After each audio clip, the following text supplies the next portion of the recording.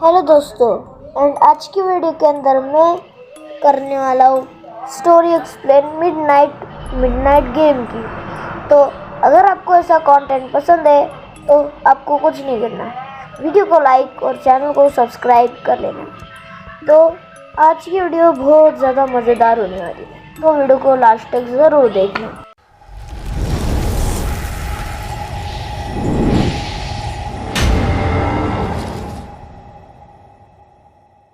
Game की शुरुआत Naomi और रूथ दो लड़कियों से होती है, और रूथ का जो सर होता है एक चींटी का होता है, मतलब एंड का। और ये दोनों लड़की मिडनाइट मेट्स करके एक बिजनेस करती है, और ये दोनों दूसरों के घर पे जाके सफाई करती है। तो इनको हम नौकरानी भी बुला सकते हैं। जैसा कि इन दोनों की आप वैन देख पा रहे हो, ये किस्तों पे ली गई है। मतलब अगर इन्होंने कोई भी अपॉइंटमेंट्स का कैंसिल किया तो वैन के ओनर को पता चल जाएगा। वो दोनों एक मेंशन में पहुंचते हैं, और ये कोई वर्मांडियर नाम के एक सदस्य का मेंशन है। तो इसमें गेम है जिसका नाम द वर्मांडियर कर्स है। तो चलो कहानी की तरफ बढ़। तो इसके बाद नामी जो होते हैं और रूथ जो होते हैं काम करने लग जाते हैं। तो जहाँ खाली बॉक्स पड़े होते हैं उनमें इनको सामान भरना होता है।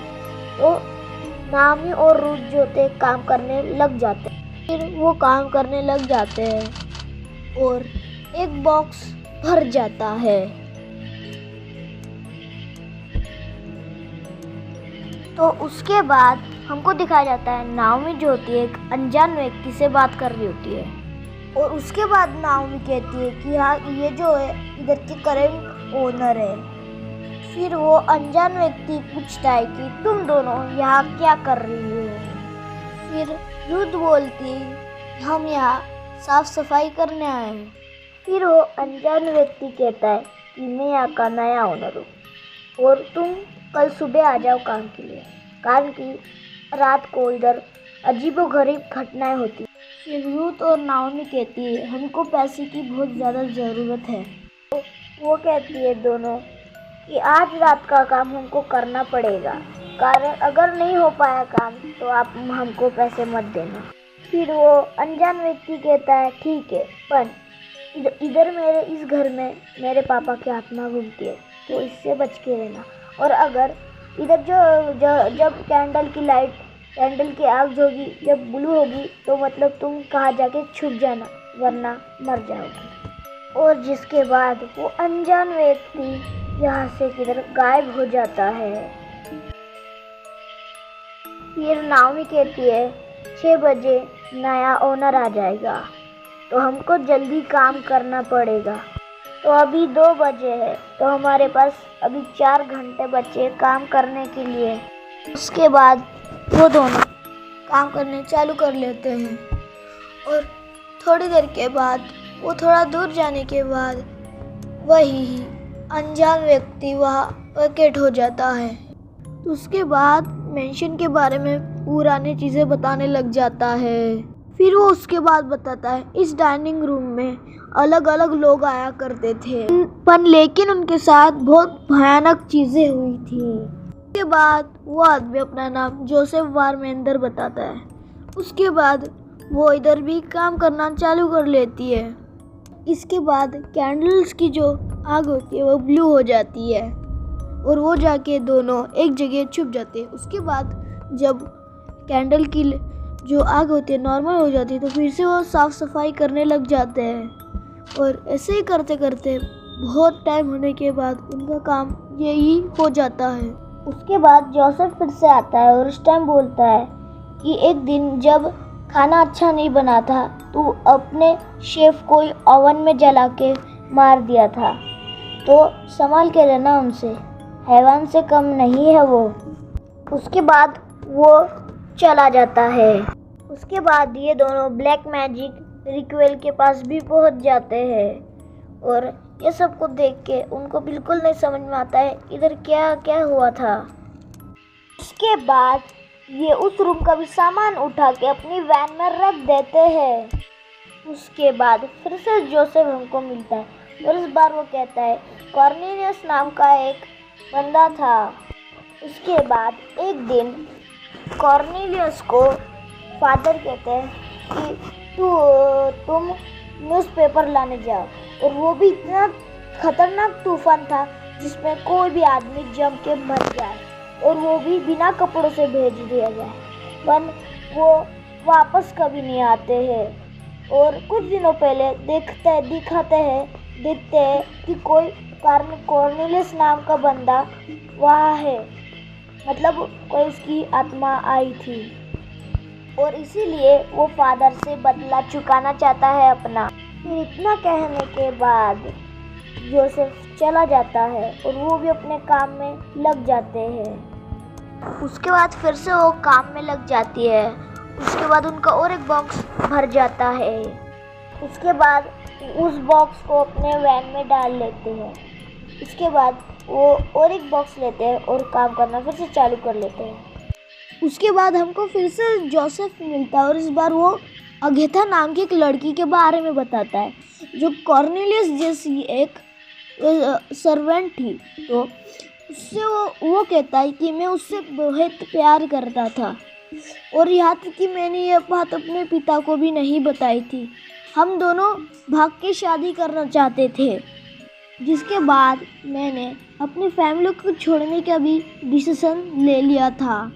पर एक दिन फादर को बात ये पता चल जाती है, जिसके कारण वो उस लड़की को ही गायब कर देती है, अगेथा को। उसके बाद मैं पूछता हूँ कि अगेथा कहाँ है, तो वो फादर बोलते हैं कि उसको मैंने घर के नीचे गाड़ दिया है, और वो सब कुछ उन्होंने ब्लैक मैजिक से किया था।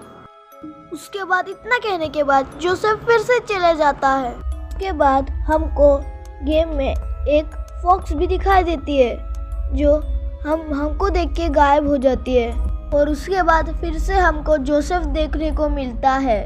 उसके बाद हमको फिर से जोसेफ मिलता है और इस बार वो कहता है कि हमारे इधर वो कई पीढ़ियाँ रहती हुई आई है, और ये जो मेंशन का सामान है वो गरीबों में बांटना है, पर फादर जो है इस काम के लिए हमको रोक रहे हैं, और मुझे उसकी आत्मा आके हमको रोकना चाह रही है कि ऐसा काम नहीं हो पाए, इसीलिए।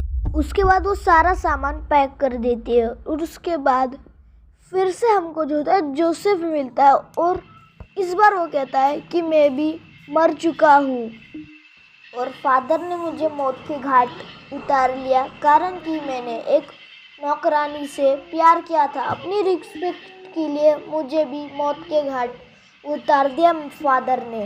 उसके बाद जोसेफ उनको 50 बक्स देता है, और उसके बाद फादर वहाँ आ जाते हैं, और उनका नाम के बाद फादर का नाम जर्मानिया है।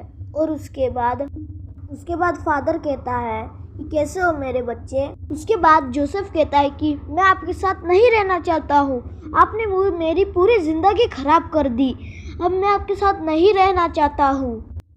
उसके बाद वहाँ अगेथा आ जाती है और वो कहती है कि मैं तुमको कभी नहीं भूलूंगी। उसके बाद जोसेफ कहता है मुझे माफ़ कर दो, मैं तुमसे नहीं मिल पाया। पर उसके बाद अगेथा कहती है पर मैं तुमको कभी नहीं भूलूंगी, कितने भी सालों में। चलो हम किधर दूर चले जाते हैं। उसके बाद जोसेफ कहता है ले हाँ चलो जाते हैं कहीं दूर।